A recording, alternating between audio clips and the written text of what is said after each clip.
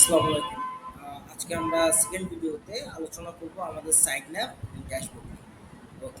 তো আমরা যদি আমাদের একটু সাইড ন্যাপটা দেখি, আমরা দেখবো যে আমাদের ফুল অপশনগুলো আমরা এখানে পাচ্ছি।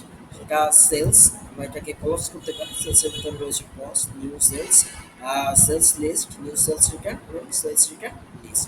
ওকে। দেন হচ্ছে আমাদের রয়েছে কাস্টমার ডাটা, কাস্টমার লিস্ট এবং ইনপুট কাস্টমার অপশনস এবং new customer created option. Okay. Then আমাদের রয়েছে পারচেস।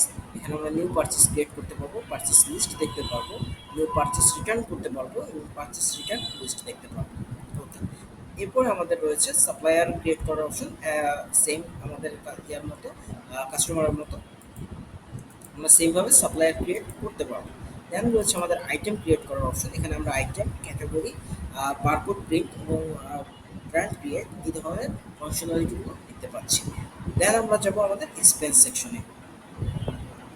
আমাদের এক্সপেন্স সেকশন থেকে আমরা নিউ এক্সপেন্স ক্রিয়েট করতে পারবো, এক্সপেন্স লিস্ট দেখতে পারবো, আর এক্সপেন্সের ক্যাটাগরি ক্রিয়েট করতে পারবো এবং এক্সপেন্সের ক্যাটাগরি লিস্ট দেখতে পারবো। তারপর হচ্ছে আমাদের প্লেস, আমাদের যদি মাল্টিপল প্লেসে আউটলেট থাকে সেটাও আমরা আমাদের এই সিস্টেম থেকে কন্ট্রোল করতে পারবো।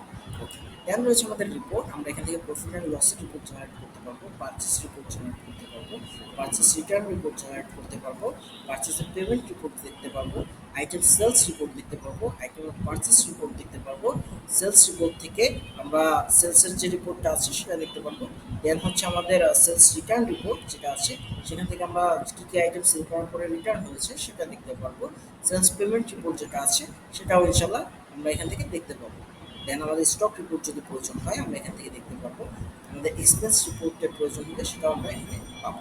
এক্সপায়ার্ড আইটেমের রিপোর্টও যদি আমাদের প্রয়োজন হয়, যেমন ফুড আইটেমটা বেসিক্যালি এবং মেডিসিন আইটেম বেসিক্যালি এক্সপায়ার হওয়ার চান্সটা সবচেয়ে বেশি থাকে। তো আমরা এই এক্সপায়ার আইটেমগুলো এখান থেকে দেখতে পারবো যে আমাদের কোন কোন স্টকে এখন বর্তমানে এক্সপায়ার সিচুয়েশন আছে। ওকে। এখান থেকে আমরা ইউজার ক্রিয়েট করতে পারবো এবং ইউজারকে রোল পারমিশন দিতে পারবো। দেন হচ্ছে সেটিংস পার্ট আছে কিছু, আমরা এখান থেকে চাইলে আমাদের প্রোফাইল সেটিংস বা পাসওয়ার্ড সেটিংস এই জিনিসগুলো আমরা চেঞ্জ করতে পারবো। যদি এগুলো ডেভেলপারিং থেকে করা বেটার, আপনাদেরকে যদি হচ্ছে কোনো এই রিলেটেড প্রবলেম হয় সেটিংস রিলেটেড, তো অবভিয়াসলি আমাদের সাপোর্টে কন্ট্যাক্ট করবেন। আমরা হচ্ছে আপনাদেরকে এই ধরনের সাপোর্ট দিব যে কোনো সেটিংস প্রোভাইড করতে। কারণ দেখা যায় যে নিজের হাতে এগুলো করতে গেলে অনেকে সিস্টেমের ভিতরে বিভিন্ন লুপহোল তৈরি হয়ে যায়, অনেকে এটা ঠিকভাবে করতে পারেন না। তো এই সেটিংসের পার্টটা আপনারা, যেহেতু আমাদের সাপোর্টটা অলওয়েজ অ্যাক্টিভ থাকে, আপনারা আমাদের সাপোর্ট সেকশনের সাথে কন্ট্যাক্ট করে এই সেটিংসের পার্টগুলো বা আদার পার্টগুলো আপনারা সেট আপ করিয়ে নিতে পারেন। এটা এনি টাইম আমাদের সাপোর্টে এই জন্য কন্ট্যাক্ট করেন। ওকে। এবার হচ্ছে আমরা ড্যাশবোর্ড সাপোর্ট দিব, ড্যাশবোর্ডের আলোচনা করব। ওকে। ড্যাশবোর্ডটাতে আপনি আপনার ফুল একটা ওভারভিউ দেখতে পাবেন।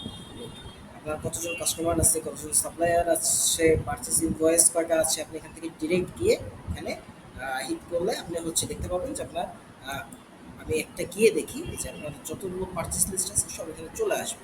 ড্যাশবোর্ডটা বেসিক্যালি একটা ওভারভিউ দেওয়ার জন্য, যে আমি একটা ফুল সারাদিনের একটা ওভারভিউ পাচ্ছি বা ফুল আমার সিস্টেমে কী কী হচ্ছে না হচ্ছে এই বিষয়ে একটা ওভারভিউ আমি আমার ড্যাশবোর্ড থেকে পাচ্ছি।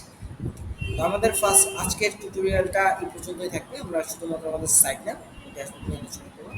নেক্সট টিউটোরিয়ালে আমরা ডিসক্রাইব করবো প্রত্যেকটা ফাংশনালিটি বেসড প্রত্যেকটা ফাংশন কীভাবে কাজ করে।